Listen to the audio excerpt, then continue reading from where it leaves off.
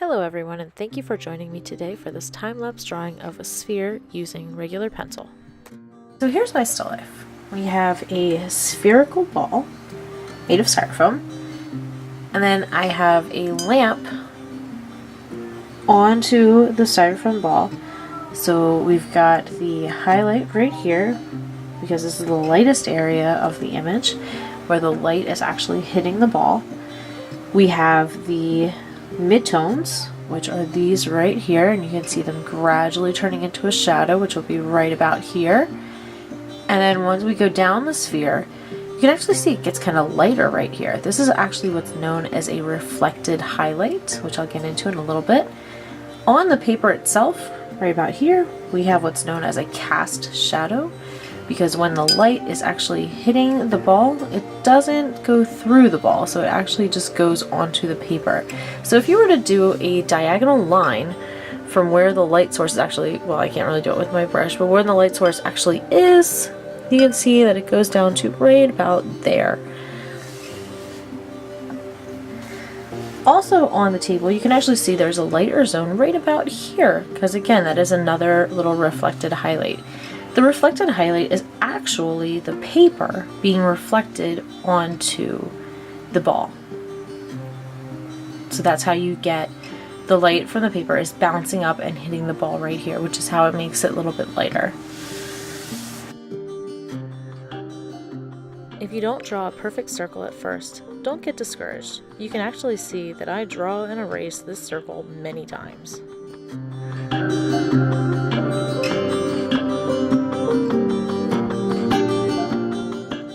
It is important to map out the different shadows so you know where you are going to shade.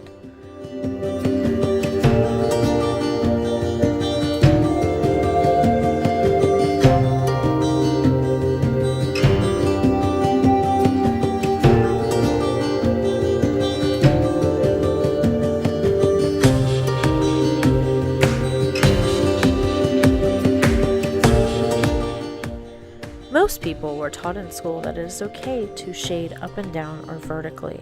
However, when you are shading, you should not be doing this. What you need to do is to shade in ovals. When the ovals overlap, it creates darker tones. It also avoids patches or sharp zones within your drawing.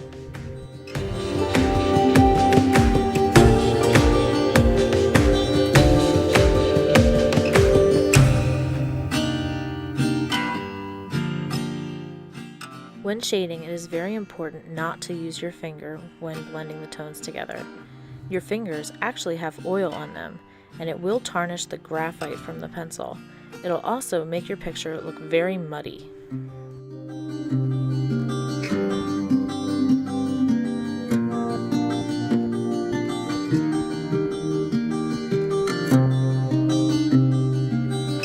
Here's the still life zoomed in. So again, we see the highlight, the brightest area in the picture. We see all the midtones, and then we see shadow areas and shadow areas down here. Again, this is the actual shadow. This is what's known as a cast shadow. Then down here we have the lighter area. Again, this is the reflected highlight. I am actually holding my pencil back a little bit further than halfway. What I'm trying to do is create a flat zone to my pencil point. Therefore, I'm able to blend things better. I'm using a Q-tip to blend some subtle areas. Here I switch to a tissue so I can get some broader areas.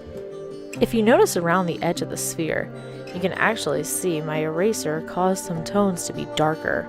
So what I'm trying to do right now is to fix them up.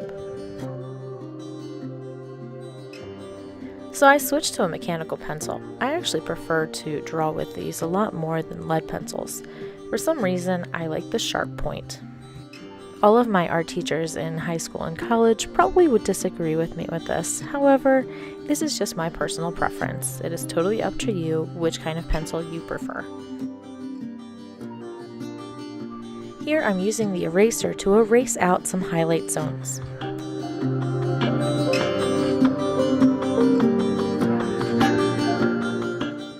Drawing is a constant going back and forth between drawing out some areas and erasing out some highlights, then darkening up some zones, and again erasing out some more highlights.